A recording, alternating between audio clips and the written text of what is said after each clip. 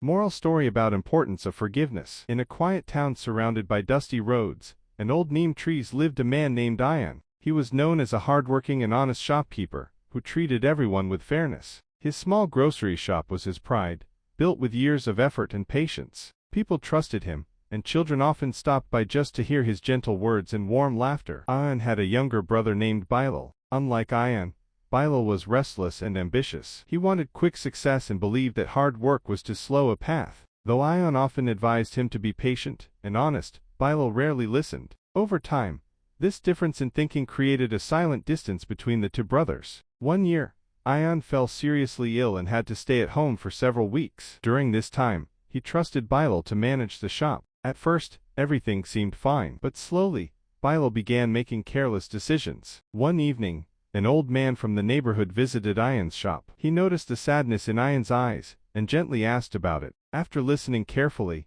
the old man said, "Holding anger is like carrying fire in your chest. It burns you first. Forgiveness does not change the past, but it frees the future." Those words stayed with Ion. That night, he could not sleep. He realized that his anger had not brought Bilal back, nor had it improved his situation. It had only stolen his peace. Slowly, Ion began to understand that forgiveness was not about saying the mistake was right, but about choosing peace over pain. Ion decided to forgive his brother, even if Bilal never returned. He prayed for him and asked God to guide him to the right path. With this decision, something changed inside Ion. The heaviness in his heart began to lift, and for the first time in months, he felt calm. Meanwhile, Bilal was struggling in another town. His plans had failed, and the people he trusted had deceived him. With no money and no support, he remembered his brother's kindness and patience. Shame filled his heart. He realized how wrong he had been, and how deeply he had hurt Ion. After many days of hesitation, Bilal returned to the town. He stood outside the shop,